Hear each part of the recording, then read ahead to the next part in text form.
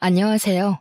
오늘 버스 타고 가다가 발 실수는 곧 회복할 수 있을지 몰라도 말 실수는 결코 만회할 수 없다라는 글귀를 보았어요. 이 글귀를 보니 전 시댁 사람들이 생각나서 사연을 보내요. 말로 한 사람의 자존감을 처참히 짓밟다가 결국에는 눈물 콧물 다 쏟은 전 시댁 사람들의 이야기 한번 들어보세요. 6살 된 딸아이를 키우는 30대 여성입니다. 저는 어릴 때부터 공부에는 관심이 없고 옷에 관심이 정말 많았어요. 그래서 대학교는 과감히 포기하고 바로 옷 장사를 시작했어요. 처음에는 동대문에 새벽부터 가서 재질 좋고 디자인도 예쁜 옷을 저렴하게 떼와서 프리마켓, 좌판 등을 통해 돈을 모았어요. 그렇게 2년 정도 이리저리 다니며 장사를 하니 가게 하나를 얻을 정도의 돈이 모이더라고요. 그래서 22살 때 가게를 얻어 저만의 옷가게를 열었어요. 처음에는 장사가 잘 되지 않았지만 2번, 3번씩 찾은 손님들에게 양말이나 기본 면 티셔츠도 제공하고 친절하게 인사하니 단골들이 하나둘씩 생기더라고요. 가격도 꽤 저렴한 편이라 입소문이 조금씩 나기 시작하더니 나중에는 한 달에 순이익이 어지간한 중소기업 월급만큼 나왔어요. 그 당시 저는 1년 365일 아침 9시부터 저녁 12시까지 가게의 문을 열어놨어요. 가게에서 먹고 자고 생활하며 제가 눈 떠 있는 시간은 항상 가게의 문을 열어두었죠. 사실 친구들이 대학교에서 MT, OT 등을 가며 술 먹고 소개팅하며 청춘을 즐기는 모습이 부럽기도 했어요. 하지만 정말 친했던 초등학교 동창이 보증금이 없어 전전긍긍할 때 제가 선뜻 빌려줄 수 있을 정도로 경제적으로 여유 있는 저의 모습이 너무 대견스러워 나름 만족하며 시간을 보냈던 것 같아요. 그렇게 일에만 몰두하고 산 지 5년 정도가 흘렀어요. 저희 옷가게 옆에 원래 할아버지가 하시던 빵가게가 있었는데 어느 날 그 빵가게가 문을 닫고 신발가게가 들어오더라고요. 신발가게 오픈한 첫날 신발가게 직원으로 보이는 사람이 시루떡을 들고 왔어요. 안녕하세요. 옆집에 새로 오픈한 신발가게 사장입니다. 앞으로 잘 부탁드립니다. 어머, 사장님이세요?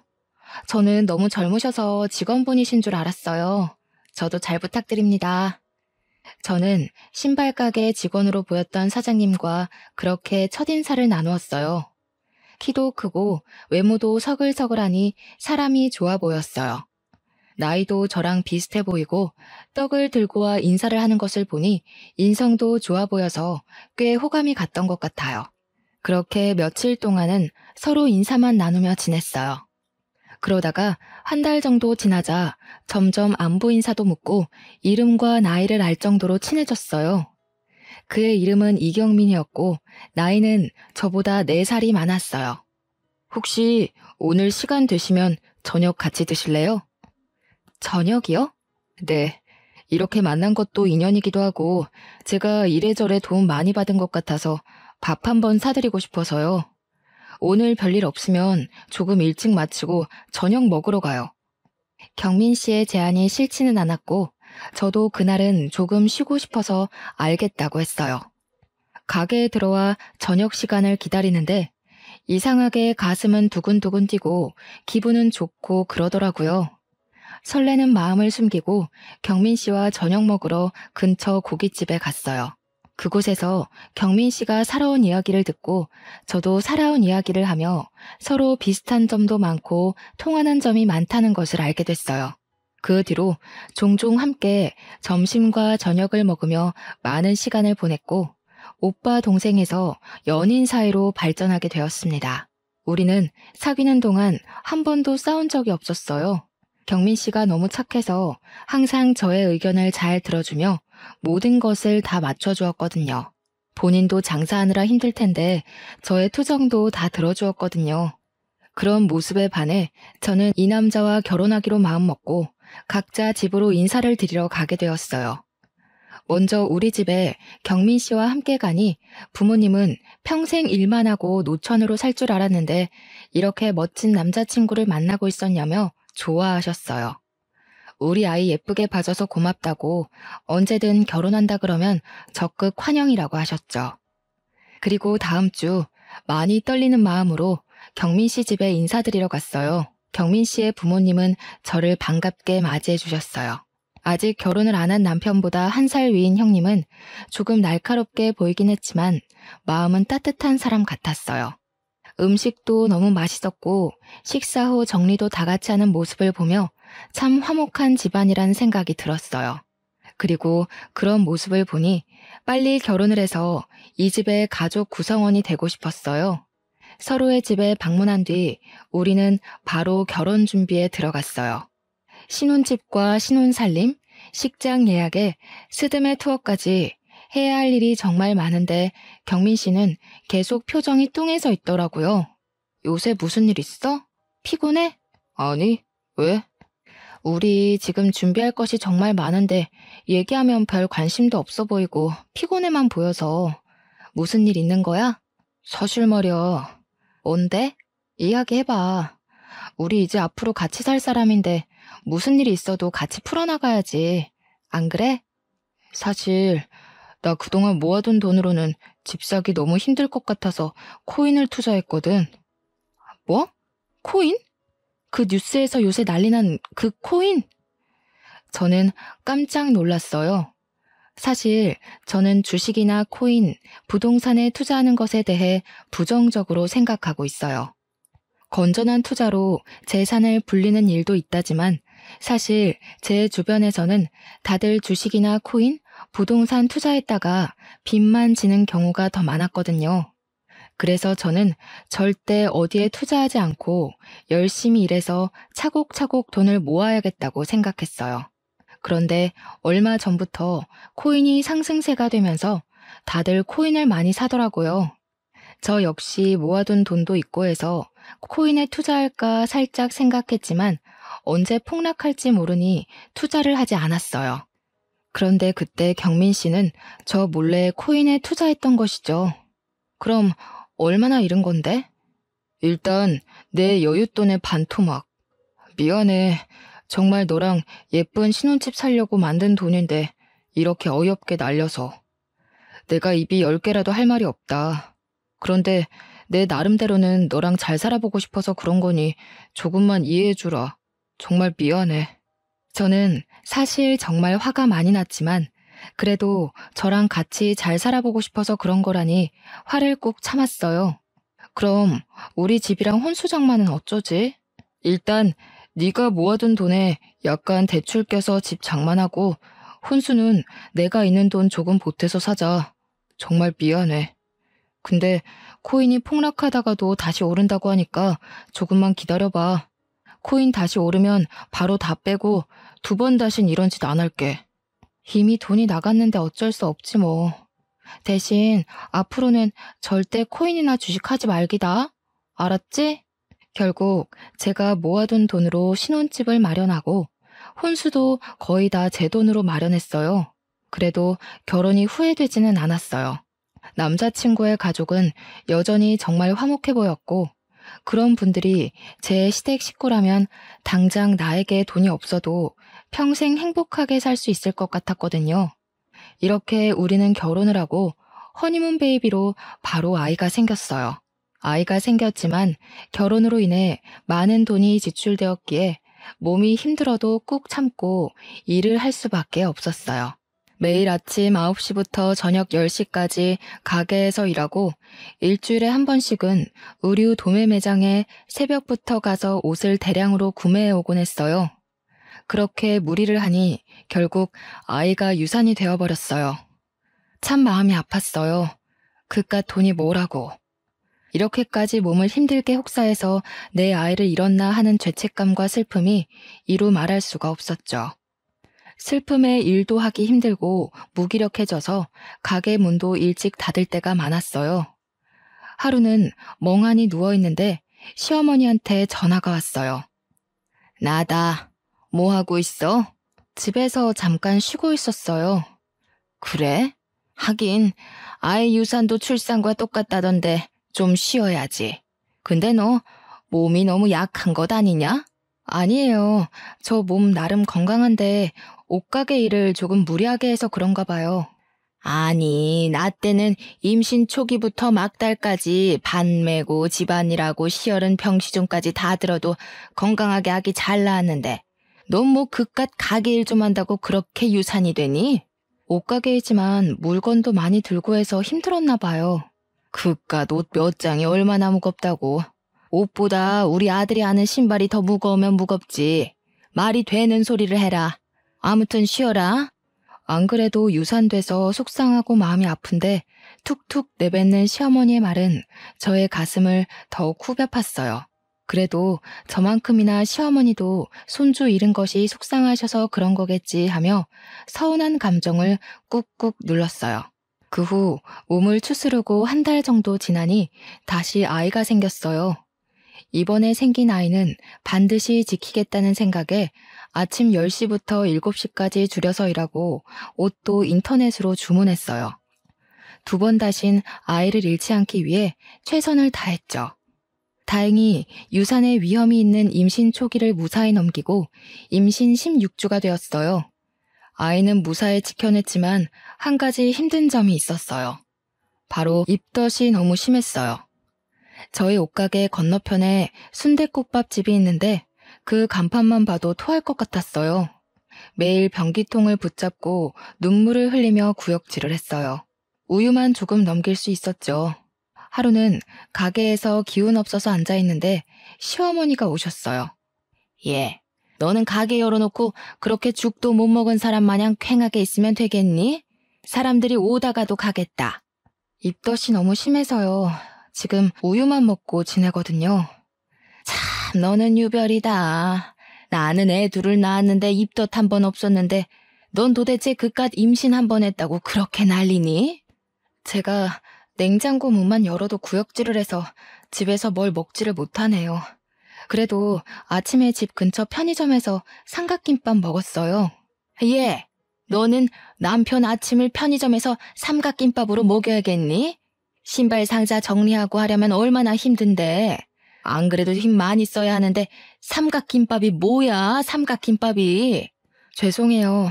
그런데 저도 몸 상태가 요새 이래서 못 챙겨줬네요. 앞으로는 잘 챙길게요. 안 되겠다. 얼른 집에 가서 우리 경민이가 좋아하는 생선 좀 사다 구워 먹여야겠다. 넌 어차피 못 먹지? 우리 경민이는 우리 집에 밥 먹으러 오라고 할 테니 넌 쉬어라. 시어머니는 우유만 먹으며 겨우 버티는 제 걱정은 하나도 하지 않으시고 남편의 밥 걱정만 실컷 하다가 나가셨어요. 그날 밤 시댁에 다녀온 남편의 몸에서 나는 생선구이 냄새가 너무 역하게 느껴졌어요. 남편이 샤워하고 입었던 옷을 다 세탁기에 돌려도 도무지 속이 진정되지 않더라고요. 결국 저는 밤새 화장실에서 변기통을 붙잡고 구역질을 하느라 잠을 한숨도 못 잤답니다. 지독한 입덧은 막달까지 계속되었어요. 그래도 뱃속의 아기는 쑥쑥 잘 자라 무사히 출산했어요. 시부모님도 손주, 그것도 아들이 태어났다고 좋아하셨어요. 아이의 이름은 시부모님의 뜻대로 준혁이라고 짓고 조리원에서 집으로 돌아왔어요. 우리는 준혁이 100일 정도까지 옷가게 문을 닫고 제가 직접 돌보기로 했어요. 아직 목도 가누지 못하는 갓난아기를 어린이집에 보내기도 좀 그렇고 친정은 부모님 두 분 다 일을 하셔서 바쁘시고 시댁은 시어머니께서 집에 계시지만 1시간 정도 되는 거리라서 매일 준혁이를 데리고 왔다 갔다 하기에는 조금 무리가 있었거든요. 그렇게 집에서 준혁이와 시간을 보낸 지 한 달 정도 지났을 때였어요. 이제 슬슬 여보 가게도 문 열어야 하지 않아? 언제까지 문 닫고 있을 수는 없잖아. 그렇긴 하지. 근데 준혁이를 어린이집에 맡길 수도 없고 어디 마땅히 맡길 만한 곳도 없는데 어쩌지? 그래서 말인데 우리 부모님이 지금 사시는 집을 전세로 내놓고 큰 집으로 이사하실 생각이신 것 같던데 이참에 우리 집 근처로 이사 오셔서 준혁이를 봐주시는 건 어떨까? 뭐 같이 살자는 것도 아니고 준혁이를 봐주시면 나야 감사하지. 솔직히 나도 이제 가게에 나가긴 해야 하는데 준혁이 맡길 만한 곳도 없고 걱정되긴 했거든. 그치? 아무래도 잘 모르는 어린이집에 맡기는 것보다는 우리 엄마한테 준혁이를 맡기는 편이 더 낫잖아. 맞아. 근데 우리 집 근처에 시아버지, 시어머니, 형님까지 다 사실 수 있는 넓은 평수가 있어. 마침 건너편 아파트에 평수 넓은 집이 급매로 나왔더라고. 그럼 엄마한테 전화해서 거기로 알아보라고 해야겠다. 남편은 곧장 시어머니께 전화를 걸어 급매로 나온 아파트를 알려주었고, 다음 달 시부모님과 형님은 우리 집 건너편 아파트로 이사를 오셨어요. 일주일 뒤 준혁이를 맡기고 저도 오랜만에 옷가게 문을 열었어요. 거의 석 달 가까이 가게 문을 열지 못했더니 가게 구석구석 먼지가 뽀얗게 쌓여 있었어요. 당장 내일부터 장사를 시작하기 위해 청소를 하고 가게를 정리했어요. 금방 끝날 수 있을 줄 알았지만 너무 오랜만에 가게 문을 열어서인지 청소하고 정리해야 할 것이 산더미였어요. 쉬지 않고 온종일 움직였지만 오후 5시가 되도록 정리가 아직도 덜 되어 있었어요. 이걸 언제 다 하나 싶어 한숨을 푹푹 쉬고 있는데 시어머니한테 전화가 왔어요. 어미야, 오늘 언제 마치냐? 너무 오랜만에 가게 문을 열어서 정리할 것이 많아요. 조금 늦을 것 같은데요. 그냥 적당히 하고 빨리 와라. 준혁이는 왜 이렇게 울어댄다니? 준혁이가 많이 울었어요? 아무래도 집이 낯설어서 그런가 봐요. 우리 경민이는 아기 때 모유 먹이고 기저귀만 갈아주면 한 번도 울지를 않았는데 얘는 도대체 누굴 닮아서 이렇게 빽빽 울어대는지. 아무튼 빨리 들어와라.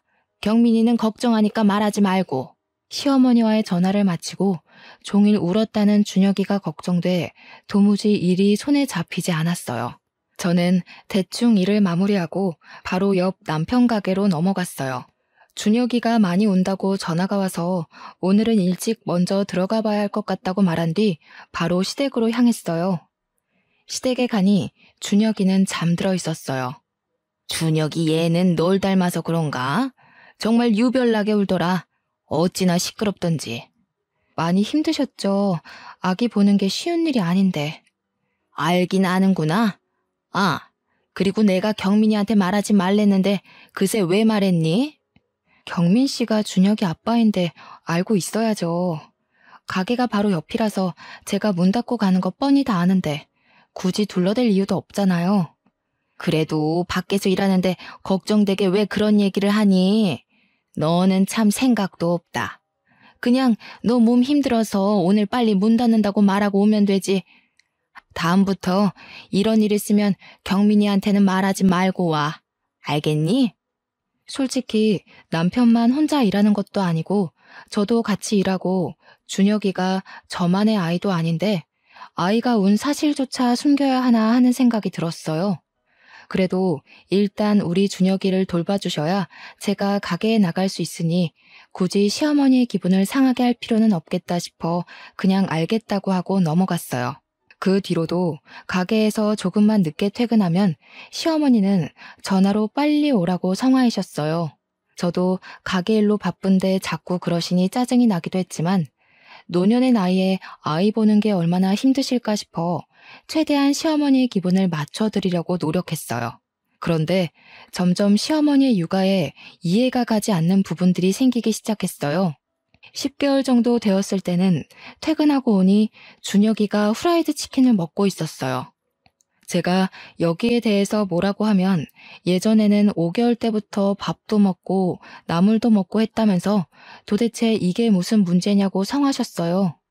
이러한 시어머니의 육아 방식이 마음에 안 들었지만 그래도 남편을 이렇게 건강히 잘 자라게 하신 분이니 믿고 따랐어요. 그러다 준혁이가 갓 돌이 지난 어느 날이었어요. 여느 때처럼 가게 문을 열고 장사 준비를 하고 있는데 준혁이의 몸이 불덩이처럼 뜨겁다고 시어머니한테 급하게 전화가 왔어요. 저는 바로 가게 문을 닫고 남편에게로 가서 준혁이의 상태를 말한 뒤 곧바로 시댁으로 향했죠. 도착하고 저는 경악하고 말았습니다. 바로 시어머니가 준혁이의 엄지손가락을 따버렸고 준혁이는 엉엉 울고 있었더군요. 그 모습을 보는 순간 저는 너무 기가 막히고 깜짝 놀라 시어머니께 소리를 질렀어요. 어머니, 지금 준혁이한테 뭐 하시는 거예요? 원래 열 날 때 손가락 끝을 따서 더러운 피를 빼주면 금방 낫는다. 그리고 너는 어른한테 말버릇이 그게 뭐니? 어머니, 제가 소리 지른 것은 죄송하긴 한데요. 어른도 아니고 어린애 손을 이렇게 맘대로 따면 어떡해요. 혹시라도 감염이라도 되면 어쩌려고요. 당연히 약국 가서 사놓은 수지침으로 소독도 다 하고 했지. 그리고 옛날에는 아기들 열나면 다 이렇게 했어. 옛날이야 병원이나 약이 많이 없어서 그랬다 쳐도 요새는 아니잖아요. 엎어지면 코다할 거리에 병원 있고 약국 있는데 진료받고 해열제 먹이면 되지. 왜 굳이 집에서 해결하려고 하시는 거예요? 빨리 병원을 데려가셨어야죠. 야, 의사들보다 나이 더 먹은 내가 더 잘 알아. 이러면 금방 열이 내린다니까. 이게 다 선조들의 지혜란 말이야. 그러는 너는 왜 내가 뭘 하기만 하면 바락바락 대드니? 시애미가 그리 만만하냐? 저는 준혁이를 빼앗듯이 데리고 소아과로 갔어요. 진료를 보니 아이의 열은 돌치레인 것 같다며 당분간은 열이 날 수도 있으니 해열제 잘 먹이고 잘 보라고 하셨어요. 진료 후 집에 왔는데 남편에게서 전화가 왔어요. 우리 엄마랑 무슨 일 있었어? 엄마가 며느리 무서워서 준혁이 못 보겠다고 하시던데. 사실 준혁이가 열난다 해서 집에 왔는데 어머니가 수지침으로 다짜고짜 애 손가락을 따버린 거 있지? 그거 보고 깜짝 놀라서 나도 모르게 말이 막 나왔네. 나 어릴 땐 열나면 바로 손 따고 했어. 우리 엄마는 걱정스러워서 그런 건데 여보가 너무 예민했던 것 같아. 어머니의 마음은 나도 알지. 그런데 지금이 옛날처럼 병원 가기 힘든 것도 아니고 조금만 가면 병원인데 왜 굳이 이런 민간요법을 하시는지 솔직히 나도 답답해. 그래도 일단 우리 준혁이 봐주시는 분이니까 여보가 엄마한테 사과드려. 나 손님 오셔서 끊는다. 남편과 통화 후 비록 그 방식이 이해가 되지는 않아도 시어머니도 준혁이가 잘 되길 바라는 마음에서 그리하셨는데 제가 너무 화만 버럭낸 것 같아서 조금 죄송한 마음이 들었어요. 시어머니께 전화를 걸어 아까 화를 내서 죄송했다고 이제는 이렇게 버릇없이 이야기하지 않겠다고 사죄를 드렸어요. 사실 시어머니의 행동은 계속 이해가 되지 않았지만 그래도 어찌 됐든 우리 준혁이를 돌봐주시는 분이고 시어머니가 계셔서 제가 가게에 나갈 수 있기에 시어머니의 육아 방식에 따르고 존중해 드리기로 했어요. 그렇게 1년이 지났어요. 여전히 준혁이는 시어머니의 손에 맡기고 옷가게로 매일 출근을 했어요. 예전만큼은 아니었지만 먹고 사는데 지장이 없을 정도로 매출이 나오기 시작하며 생활의 안정을 찾을 즈음 매장 옆에 큰 공사를 시작하더니 커다란 패션 아울렛이 들어섰어요. 그곳은 옷의 종류가 다양하고 저렴해서 사람들이 많이 몰렸어요. 제가 봐도 옷을 사려면 소규모 가게인 제 가게보다는 패션 아울렛으로 갈 것 같더라고요. 점점 손님들은 줄고 급기야 하루 매출 0원을 찍는 날도 종종 생겼어요. 점점 손님은 줄고 팔지 못한 옷들이 쌓여가기 시작했어요. 매출이 없다고 해도 꾸준히 가게 월세나 전기세 등의 유지비는 들기에 급기야 마이너스가 되었어요. 가게 문을 닫아야 할 지경에 이르렀지만 그래도 20대의 청춘을 바친 작은 가게를 폐업하기는 싫어 꾸역꾸역 운영하다가 결국 큰 빚을 떠안게 되었어요. 어쩔 수 없이 가게 문을 닫았는데 이미 생긴 큰 빚은 도무지 제 선에서는 해결하기 힘들 것 같아 남편에게 여윳돈 좀 받아서 해결할 마음으로 이야기를 나눴어요. 여보, 미안한데 혹시 여윳돈 좀 있어? 왜? 사실 지금 가게에 빚이 너무 많아서 너무 힘들어. 혹시 여윳돈 있으면 조금 나 좀 빌려주면 안 될까? 그동안 신발 가게 하면서 모아둔 돈 있잖아. 사실 지금 돈이 없어. 왜? 신발 가게는 장사 꽤 잘 됐잖아. 몰라 아무튼 없어. 진짜 한 푼도 없어. 그동안 제가 옷가게에서 번 돈으로 생활했고 남편은 신발 가게에서 번 돈을 모아 나중에 급한 일이 있을 때 쓰자고 했었거든요. 그런데 생활비 한 푼 주지 않았으면서 돈이 한 푼도 없다는 게 조금 이상했어요. 설마 결혼 전처럼 또 코인이나 주식에 투자한 것은 아닌지 불길한 예감이 들었죠. 그래서 남편이 씻고 있을 때 몰래 핸드폰을 확인해 보니 아니나 다를까 코인에 또 거액의 투자를 한 것이 아니겠어요. 역시 예전처럼 투자한 금액이 반토막이 나 있는 상태였어요. 여보, 이게 뭐야? 또 코인에 투자한 거야? 옷가게 적자라서 돈 좀 굴려볼까 해서 그랬다. 아니, 결혼 전에도 그렇게 잃어놓고 또 코인에 돈을 넣어버리면 어떡해. 또 돈 잃었잖아. 지금 옷가게 빚만 갚아주면 되지? 내가 어떻게든 해결할게. 그리고 코인으로 반토막 난 것도 반드시 원상복구할 거야. 그니까 성질 좀 내지 마. 아우 귀찮아. 남편은 바로 시어머니께 전화해서 옷가게의 상황을 다 말씀드렸어요. 다행히 시어머니 아버지께서 돌아가시면서 남겨둔 유산이 있어 그곳으로 저의 빚을 다 갚을 수 있었어요. 시어머니의 도움으로 무사히 빚을 다 청산하긴 했지만 사업 실패로 인한 상처가 너무 커 무엇을 다시 시작하기가 겁이 났어요. 남편도 당분간은 집에서 준혁이 키우는 데만 전념했으면 좋겠다고 해서 집에 있는데 시어머니와 형님이 집에 찾아오셨어요. 가게 망하고 어떻게 지내고 있나 해서 와봤어. 생각보다는 좋아 보이네. 네, 그런데 평생 일만 하고 살아서 그런가 집에만 있으려니 답답하네요. 어머, 그런데 이 백은 뭐야? 이거 그 한정판 아니야? 꽤 값이 나갈 텐데. 그거 초등학교 동창이 결혼할 때 선물로 사준 거예요. 친구가? 친구가 왜 이런 비싼 백을 선물해줘? 22살 때 그 친구가 생활이 너무 힘들어서 돈을 조금 보태줬거든요. 그때 너무 고마웠다고 결혼 선물로 이 백을 선물로 주더라고요. 아까 가게에서 보니까 우리 경민이는 구멍난 가방 메고 다니던데. 올케는 참 좋은 백 있네.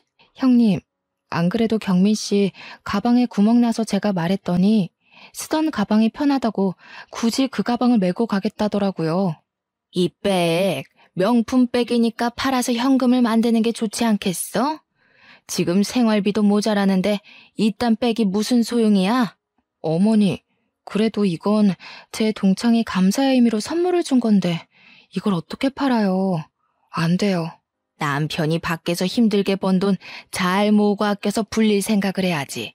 어떻게 너는 네 마음대로만 생각하니? 참 너 생각이 없다. 어머니, 남편이 힘들게 버는 것 옆에서 항상 지켜봐서 저도 열심히 아끼며 생활하고 있어요. 그래, 허튼 곳에 돈 쓰지 말고 꼭 아껴. 내가 한 번은 빚 갚아줘도 두 번은 못 갚아준다. 옳게, 진짜 이런 시어머니가 어딨어? 이제 다른 일 벌리지 말고 그냥 조용히 집에 있어. 알겠지? 시어머니와 형님은 저의 빚을 갚아준 것을 들먹이며 제 속을 마구 헤집어 놓았어요. 사실 정말 화가 났지만 뭐라 할 수가 없었어요. 어찌되었건 저의 빚을 갚아주신 건 시어머니셨으니까요. 그날 뒤로 시어머니는 혈압약을 받으러 갈 때마다 저를 부르셨어요. 혼자서는 힘들어서 못 가니 병원에 좀 데려다 달라고요. 병원에서 오는 길에는 제 옷가게가 망해서 우리 아들이 빚더미에 앉았던 거 생각하니 속이 상해서 고혈압이 온 것 같다며 시어머니의 병이 꼭 다 제 탓인 것처럼 말씀하셨어요. 전 억울한 면이 있기는 했지만 그래도 시어머니의 돈으로 빚을 해결했기에 뭐라 딱히 반박할 말이 없었어요. 유난히도 더웠던 지난 여름에는 집에 있는데 시어머니께서 집으로 오라고 전화가 왔어요. 준혁이를 데리고 시댁에 가니 오늘 시어머니 지인들과 친목 모임을 집에서 하는데 마침 복날이니 삼계탕 만드는 것을 도와달라고 하시는 것이 아니겠어요? 부엌에 가보니 닭과 재료만 사다 놓고 손질이 하나도 되어 있지 않더라고요. 저는 그 무더위에 땀 뻘뻘 흘리며 혼자 삼계탕 10인분을 만들고 집에 왔어요. 퇴근한 남편한테 오늘 이런 일이 있었다고 말하니 너는 집에 있는데 엄마 친구들에게 삼계탕 하나 끓이는 게 뭐가 힘드냐며 오히려 타박이더라고요. 이럴 때 빈말이라도 이렇게 더운데 고생했다고 말해주면 얼마나 좋을까 싶어 섭섭한 마음에 눈물만 흘리다가 잠이 들었어요. 다음날 밤새 잠을 설치다가 늦잠을 자고 있는데 아침부터 시어머니한테 전화가 오더라고요. 어제 삼계탕 먹고 설거지거리가 잔뜩 쌓여있는데 허리가 아프시다며 와서 설거지 좀 해달라고요.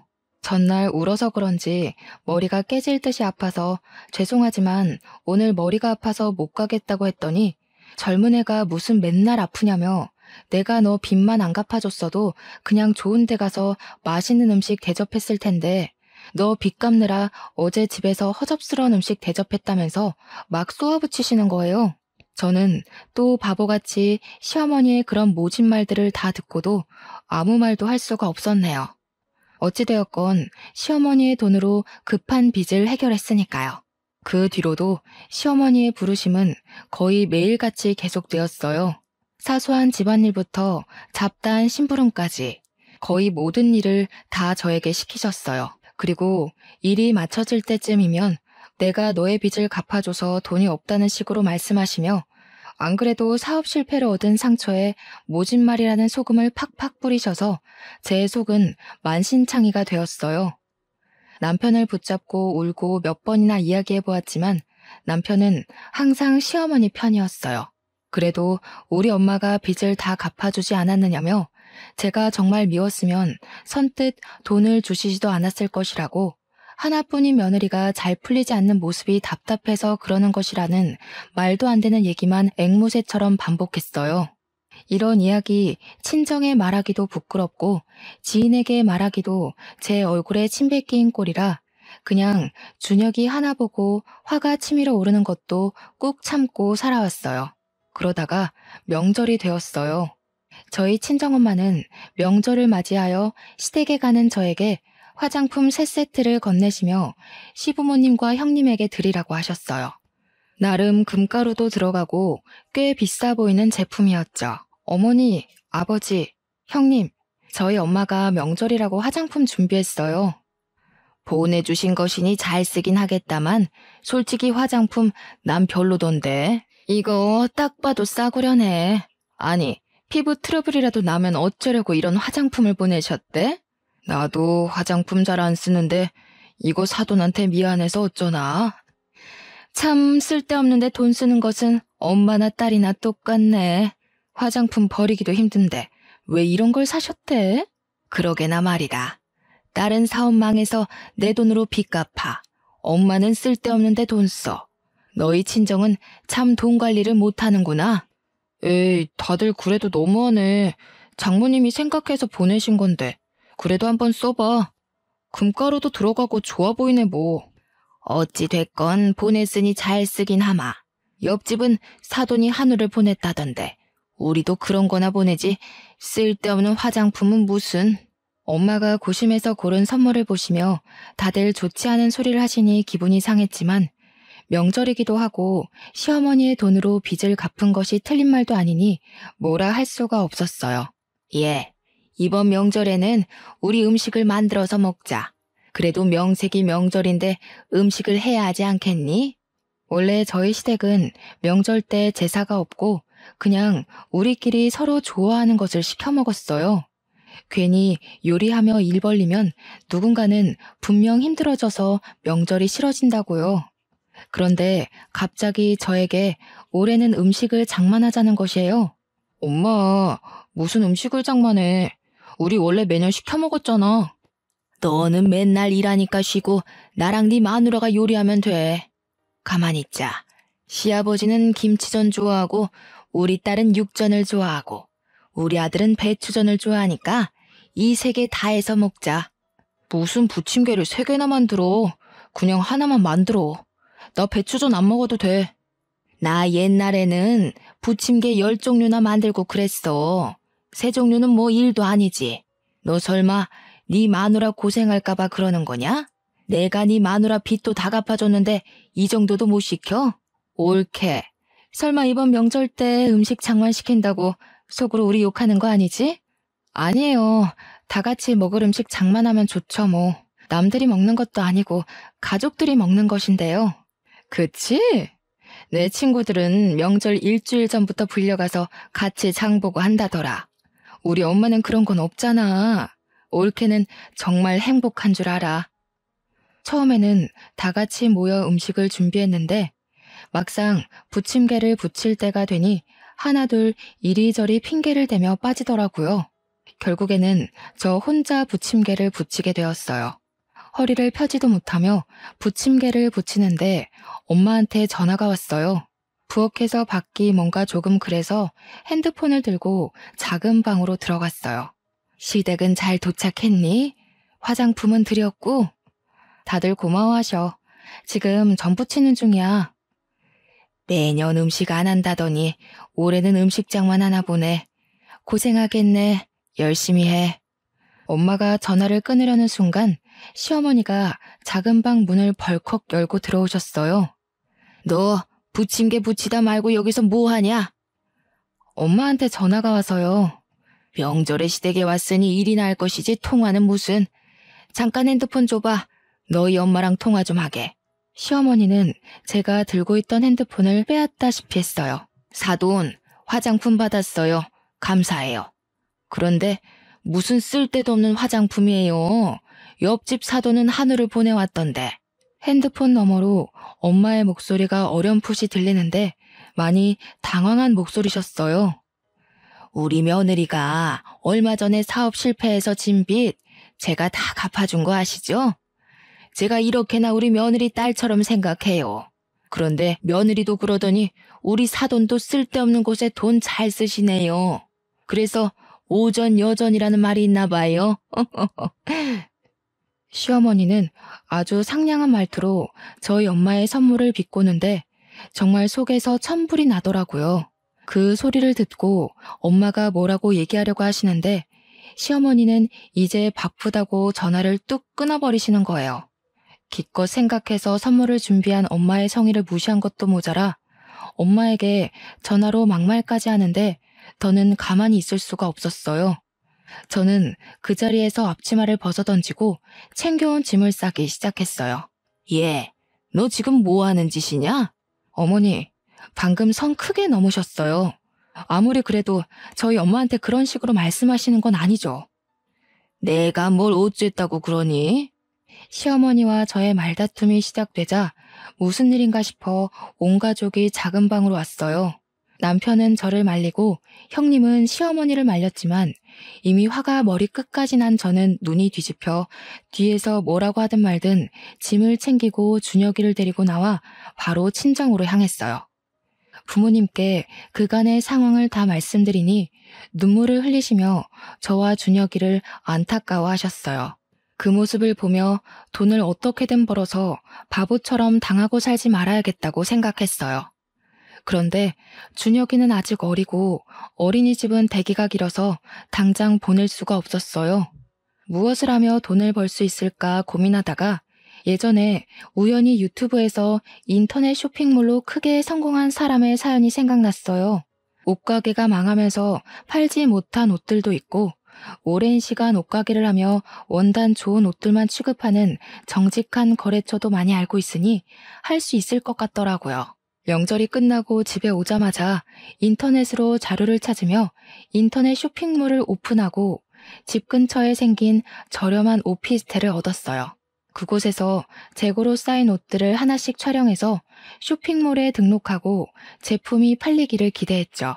원래 옷가게 단골이었던 손님들에게 쇼핑몰도 알려주고 여기저기 인터넷 카페에서 광고도 했더니 슬슬 매출이 오르기 시작했어요.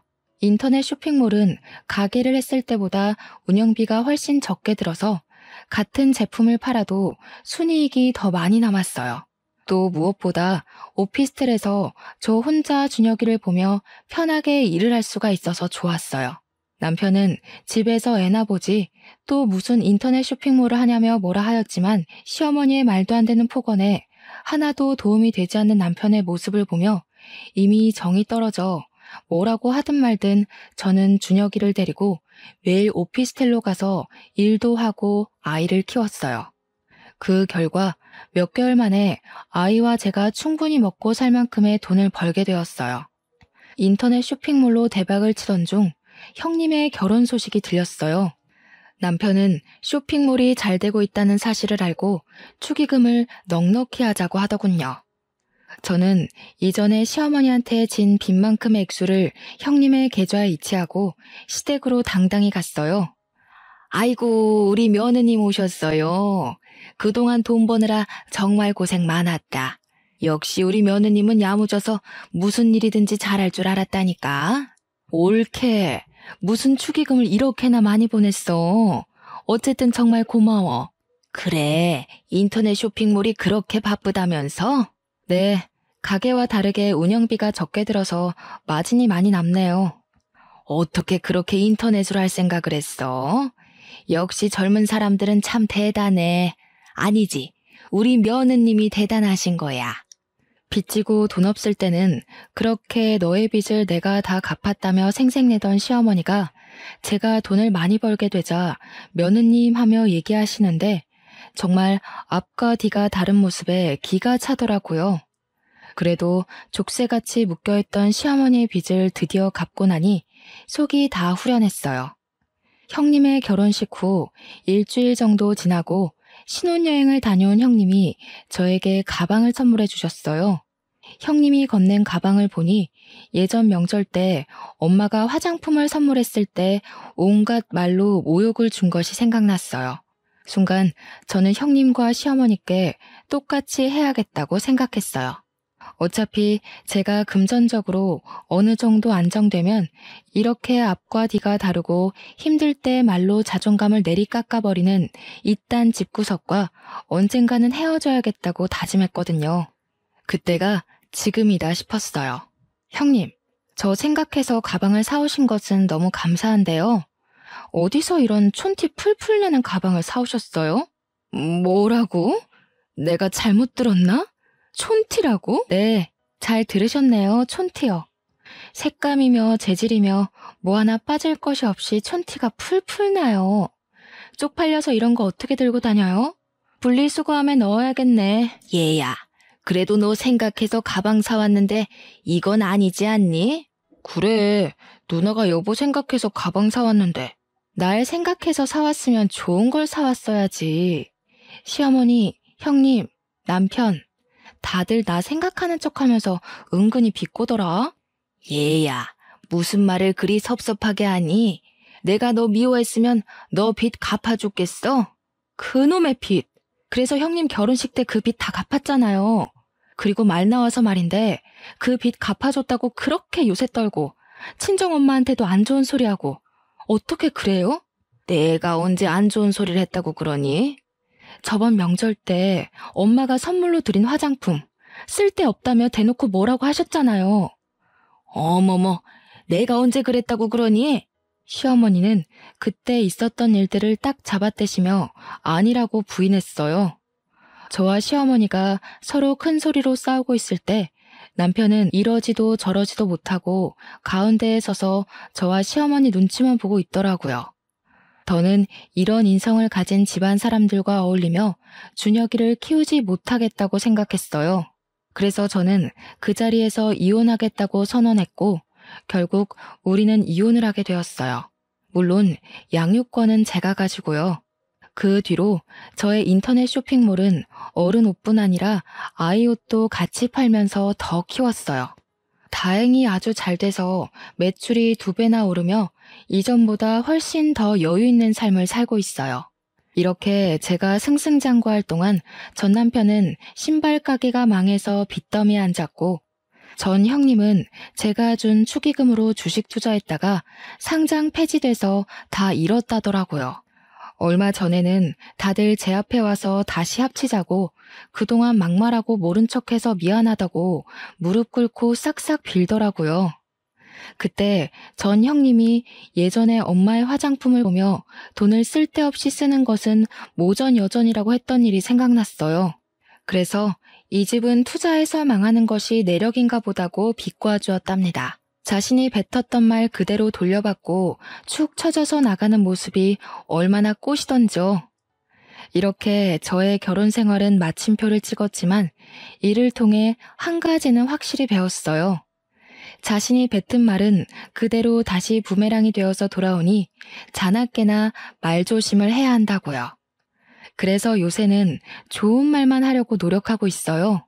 아, 마지막으로 제가 세상에서 가장 사랑하는 남자인 준혁이에게 한마디 하고 싶네요. 온전한 가정을 만들어주지 못해 미안하지만 아빠의 그늘이 너에게 느껴지지 않도록 엄마가 최선을 다할게.